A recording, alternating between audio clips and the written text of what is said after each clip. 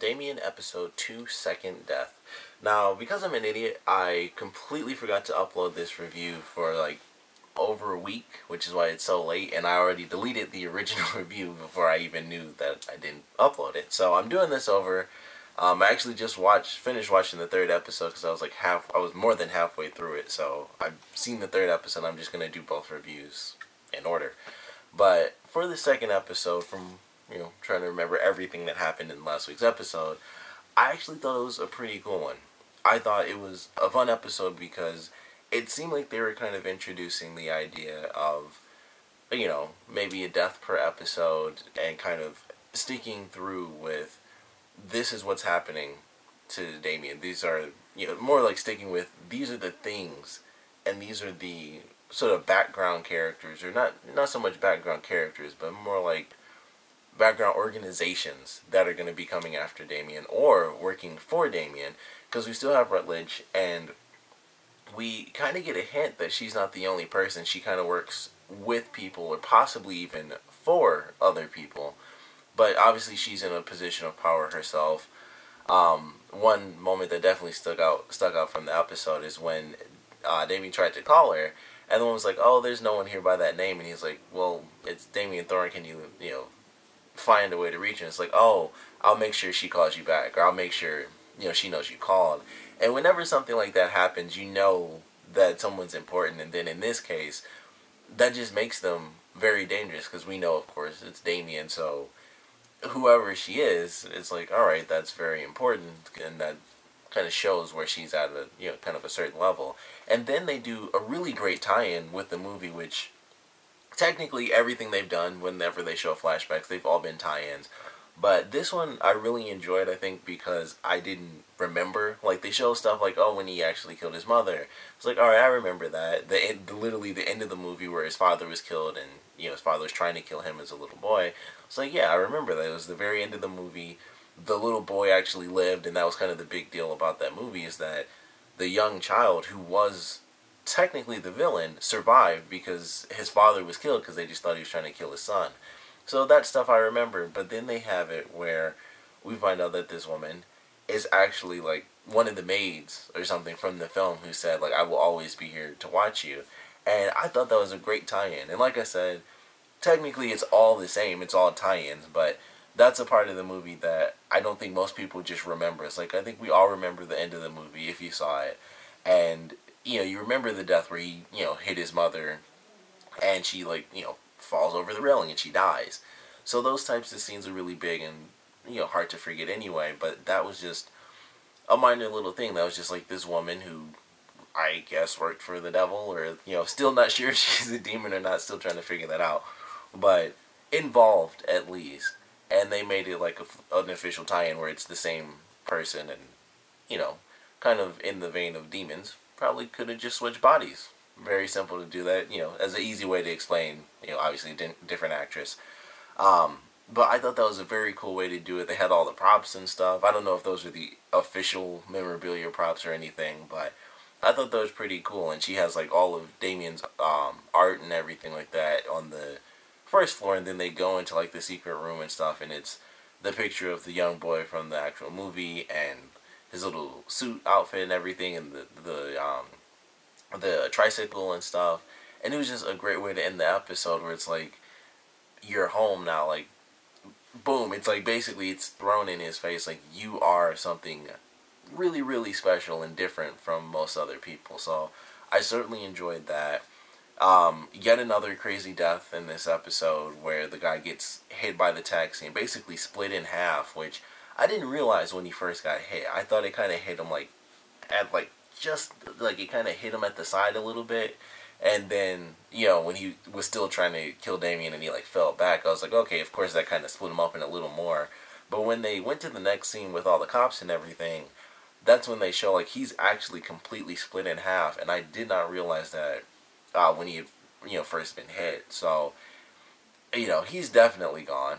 The blade is gone. I'm assuming it was a different blade than at the end of the episode. I believe the handle was different, so I'm still not 100% sure about that. But he definitely didn't succeed. Damien was out there, yeah, after the funeral, he was out there, it seemingly like for 8 hours taking pictures, which was so weird to me. I was like, and when I was watching, I was like, because of my camera, I was like, how does he have enough battery for that thing to just last all day long? And I guess it depends on the camera, but I'm like, if he's just out there all day taking pictures, how is that thing surviving? But they had a really cool moment with the young girl in this episode, and that was very different because normally when anyone interacts with Damien and they're trying to take him down and stuff, the normal thing that kind of comes at people are the Rottweilers. And in this episode, it was very different, and it was this young girl who had one eye sewn.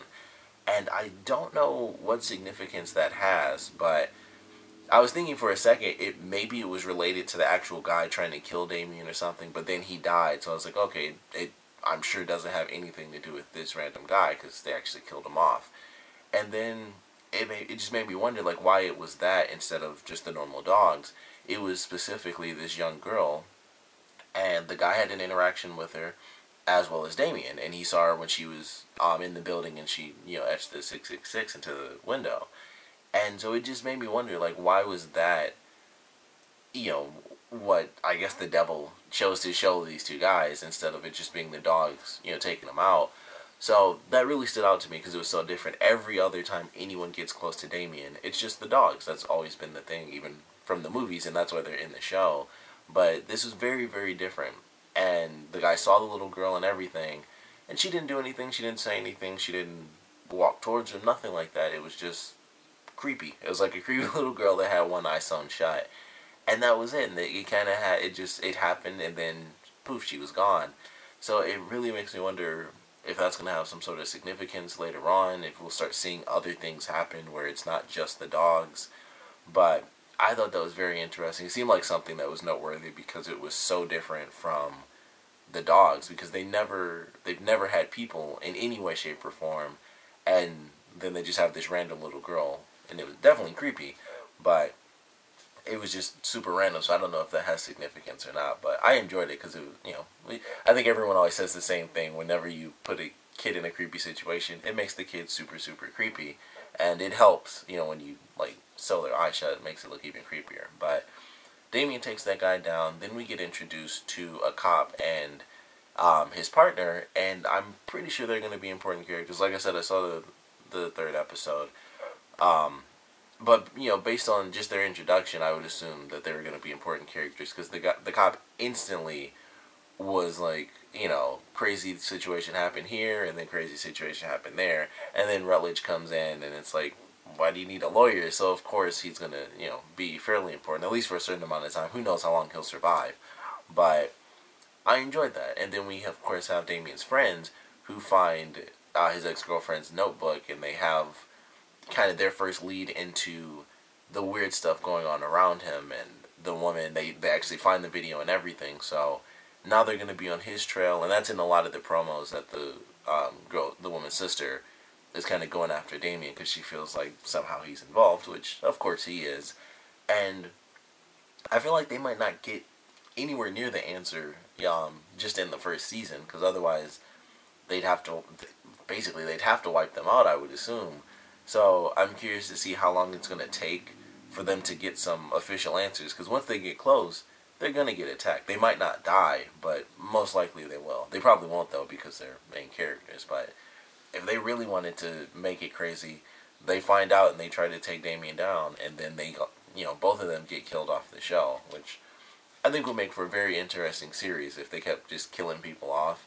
And I think if they stick to kind of like a one episode, like a death per episode type of deal, I think that could certainly work for this show. I think it would definitely, and it kind of should happen. I think at least one death per episode, just a way to kind of, make it play out. I did enjoy this episode. Like I said, I wish that I uploaded this when it was supposed to be on time, and I'm super mad that I didn't. But I wanted to do it because I'm going to do, the third episode. And I really did enjoy the second episode. I think this was definitely a step up. Well, I don't know if I should say it was a step up from the first episode, but I kind of felt like it was. I felt like it was a bit of a step up. The first half was really just the funeral thing, and they kind of introduced the guy who got the blade and was going to be following Damien around. But I kind of like the way they played the first half as well, because even when he's at the funeral, they have like weird stuff happening, and then the bird crashes through the window and stuff. And it was really weird how they had Anne like kill the crow after that happened. It was almost like she wasn't involved with that happening. But I figured, I'm once again still trying to figure out if she's a demon or what the heck's going on specifically with her character. Why would she just kill the crow off? But it was also wounded, so I guess it was kind of no point leaving it alive. But I like the way they kind of played off the first half, and then when they're at the wake and everything, and Damien is getting mad at the father and stuff, and he's like, this is God's plan. It sucks, and it's just a cruel joke and everything, and everyone's just looking right at him. He's like, whoops, and he takes off.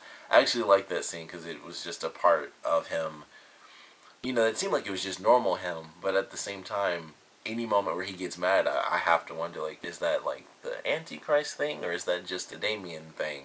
So it kind of makes it intriguing when he has those moments, because you don't really know if it's just actually Damien getting upset about something, or if it's something a little bit darker. So I actually like not knowing which side of him is really showing during those moments. So it was definitely a fun episode. Of course, despite it being over a week late, and most of you guys probably already saw the third episode, I would like for you guys to comment below and let me know your favorite parts, your least favorite parts about this episode. And with the way this one ended, and Damien kind of being basically like hit face front, like, this is you, like, this is what you are. And even the promo was like him asking how many people think I'm this Antichrist and stuff. Now he officially cannot ignore it, because that was my thing for the first episode. He saw the 666 in his head, and then this episode kind of completely didn't do anything like I thought it was going to. I was like, okay, he saw the symbols at the end of the premiere, and then episode 2, he can't ignore it. And then basically the funeral happened, so he was basically ignoring it the whole time until the very end of the episode.